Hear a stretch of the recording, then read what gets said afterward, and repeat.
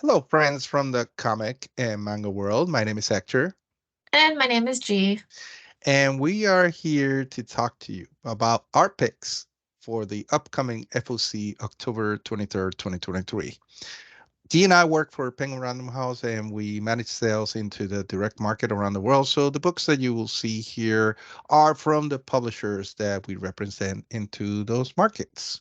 Also note that we're on social media, obviously on YouTube, where you're watching this video, but also we are on Instagram, on X, Twitter, and Facebook. You can find us at PRH International Comics. And without further ado, let's get started with our picks. Right, so first up is my pick. This is Anti-Romance Volume 2 Special Edition. I very much love the first volume, so had to pick this if you didn't catch on. This is something you have to catch on to. Yeah. This is from the creator of Blue Morning, so if you like that one, this is definitely another one to pick up. And this is about Suo and Ryo, who have been friends since childhood. One of them is a hairstylist, the other one is a writer.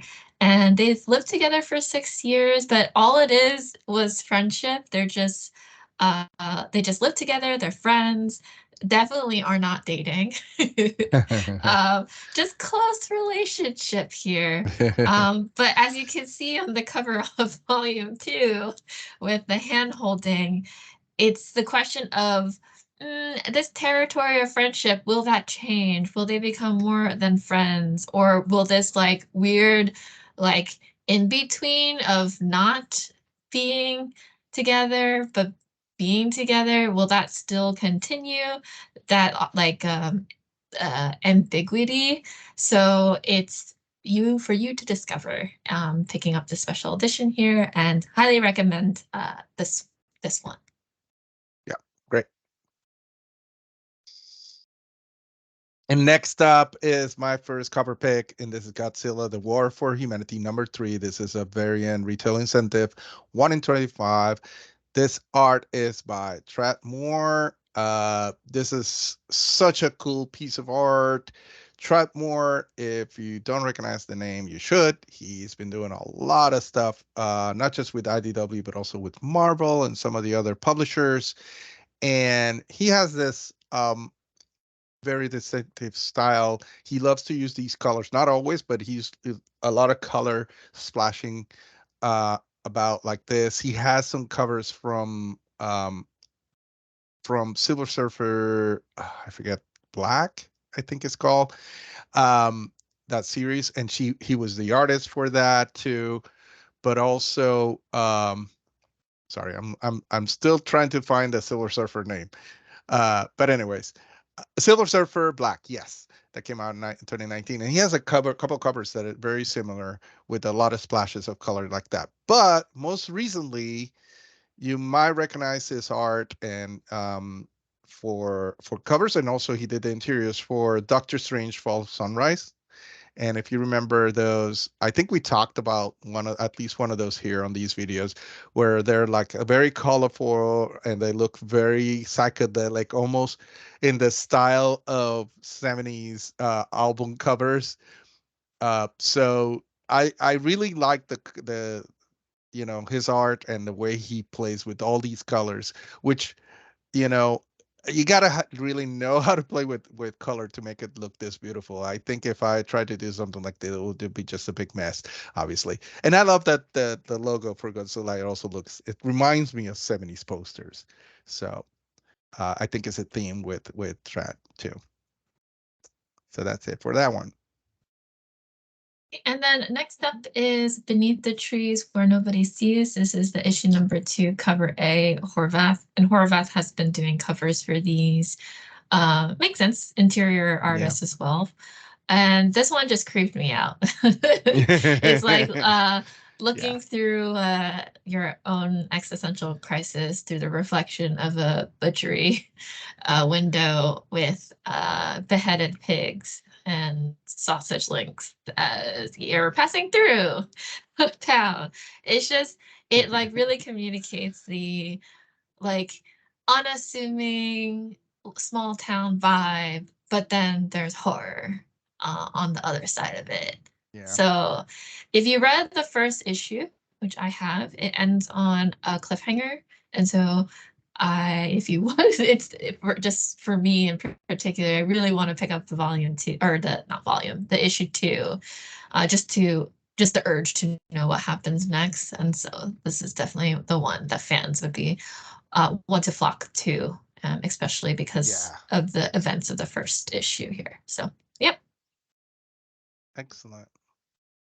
And next up is Howard the Duck #1, Scotty Young variant. If you watch our videos, you know we're huge fans of Scotty Young, so we're always.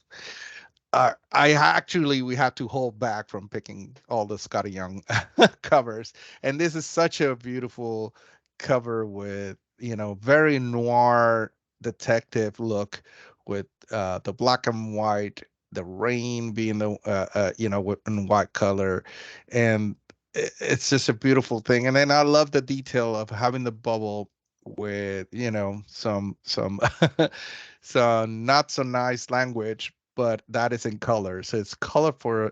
He's using some colorful words, obviously.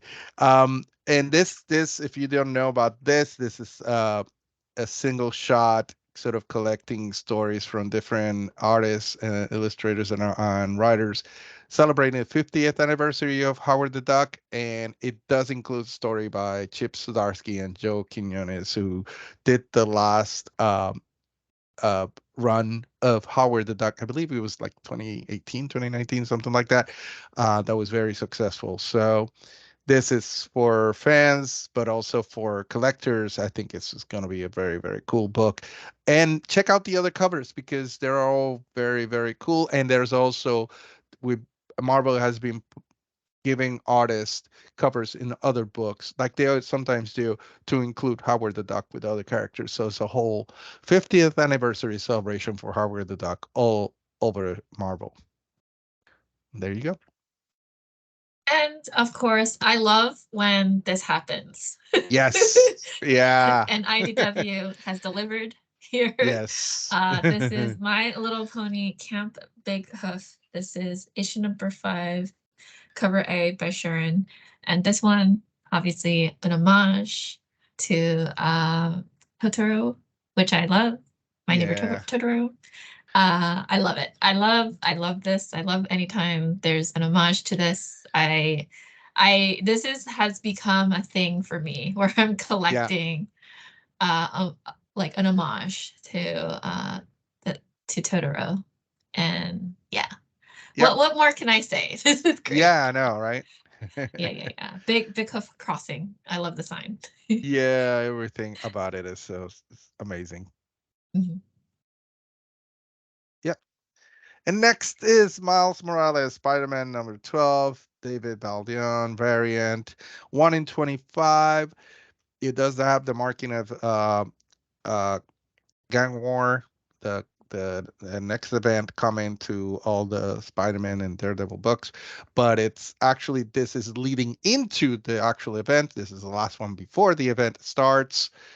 What can I say? It's David Baldeón, beautiful. You see the silhouette of buildings in Brooklyn with a red negative space sky and Miles just jumping off the roof, and it's so cool to see how he's so tiny in such a big space, and it shows you how awesome and cool it is to be a Spider-Man, just jumping off a building like that and flying off to somewhere.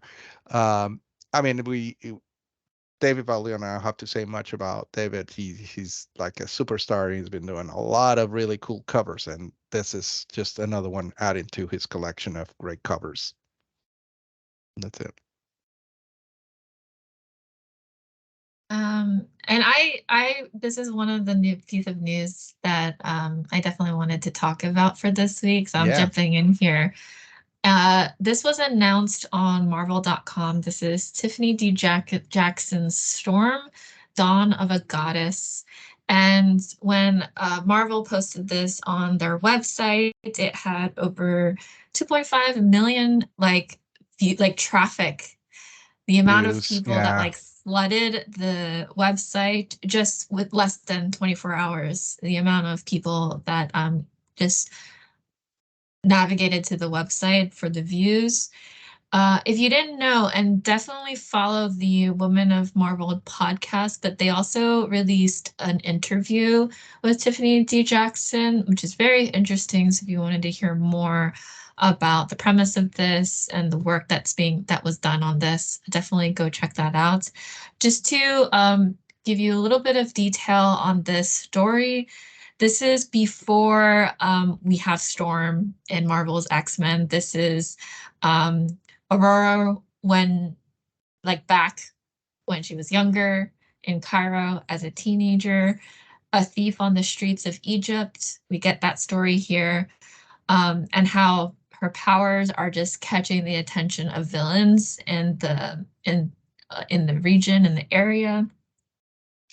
And that villain steals people's souls. And so has to deal with that kind of issue Yeah. in this story.